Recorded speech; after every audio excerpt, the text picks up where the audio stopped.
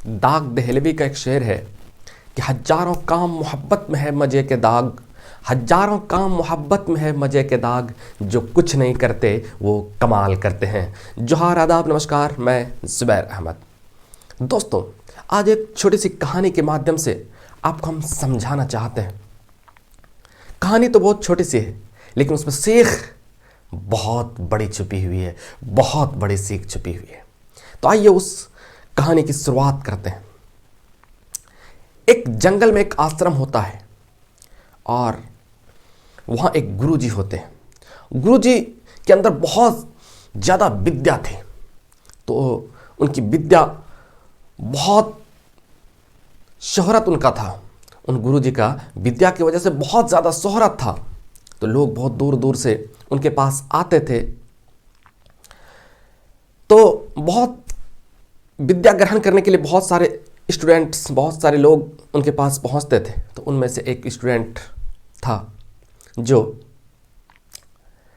बहुत आलसी था, और गुरुजी चाहते थे कि जो चेला है बहुत आलसी है, इसको ज़रा तेज किया जाए, इसको ज़रा सुस्ती ज़्यादा हो गया, इसकी सुस्ती को ज़रा दूर किया जाए। तो एक दिन एक उसी चेला को बुलाते हैं और गुरुजी कहते हैं कि देख बेटा, तुम्हें एक मैं पत्थर दे रहा हूँ। इस पत्थर का नाम है पारस पत्थर, और इस पत्थर का चमत्कार ये है कि ये पत्थर अगर लोहे में टच करोगे ना, लोहे में अगर टच करोगे तो फिर वो सोना बन जाएगा। तुम इसे रख लो, जितना चाहो उतना सोना बना लेना, और मैं जा रहा हूँ एक मित्र से मिलने के लिए, और 2 दिन के बाद मैं वापस आऊँगा। तो जैसे ही वो पत्थर गुरुजी ने अपने चेले के हाथ में दिया, तो चेला तो बड़ा खुश हुआ, कहा कि ठीक है गुरुजी, प्रणाम किया गुरुजी को। तो गुरुजी वहाँ से निकल गए। और वो चेला क्या करता है, चेला सोचता है कि मेरे पास तो 2 दिन का समय है, तो बहुत समय है। ऐसा करते हैं, आज आराम कर लेते हैं, आज रेस्ट कर लेते हैं, बचेगा कल से सुबह उठेंगे और सिर्फ जितना चाहेंगे इतना सोना बना लेंगे, और पूरी ज़िंदगी ऐसो इस से कटेगी। तो एक दिन वो सो गया, एक दिन तो उसका बीत गया, बचा एक दिन। अब एक दिन में सोचा कि आज मार्केट जाएंगे, मार्केट से बहुत सारा लोहा खरीद करके लाएंगे, और बैठ करके इस पारस पत्थर से लोहे को टच करेंगे और सोना बनता जाएगा।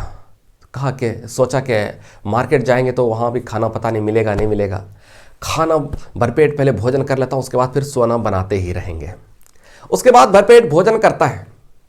भोजन करने के बाद बहुत नींद आती है। जब नींद आने लगती है तो वो सोचता है कि अभी तो शाम तक का समय है ना, थोड़ा देर आराम कर लेता हूँ।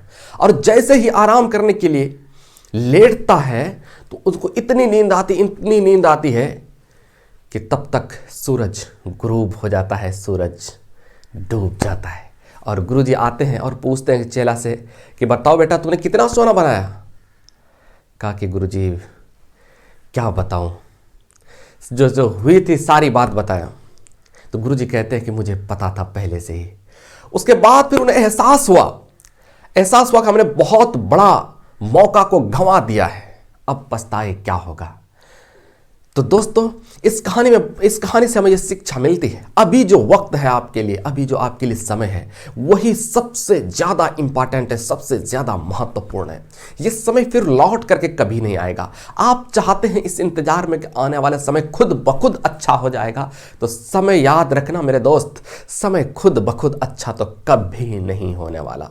चाहे कुछ भी हो जाए, कभी नहीं होने वाला। समय अगर आपको अच्छा मिल रहा है ना, इसके पीछे किसी न किसी की मेहनत है। या तो आपके माताजी की मेहनत है, या तो आपके पिताजी की मेहनत है, या तो आपके दादाजी की मेहनत है, या तो आपके बड़े भाई की मेहनत है। आपको भले एहसास नहीं होता होगा, आपको भले फीलिंग नहीं होता होगा, आपको लगता होगा कि सब कुछ मेरा जीवन में ठीक चल रहा है, लेकिन ऐसा नहीं है। अपने दम पर अपनी पहचान बनाइए, और वो मेहनत से, कठोर परिश्रम से और आलस को त्यागिए। और ये जो सोने का आदत है, चलो यार आराम कर लेते हैं, अभी तो बहुत बहुत वक्त है, अभी तो मेरा उम्र ही क्या हुआ है, अभी तो मेरा एज ही क्या हुआ है, अभी तो कर लेंगे यार, बहुत टाइम है। मेरे दोस्त, ऐसा सोचने से आपका दिन ब दिन और टफ होता चला जाएगा और आप उसी जगह से फिर और सुस्ती पे सुस्ती, सुस्ती पे सुस्ती, एक समय ऐसा आएगा कि आप छोड़ देंगे और आप एक दब कर, भीड़ का हिस्सा बनकर दब करके रह जाएंगे और सिवाय आपके कुछ नहीं बचेगा, सिर्फ पछताने के। और बाद में यही फिर कहेंगे,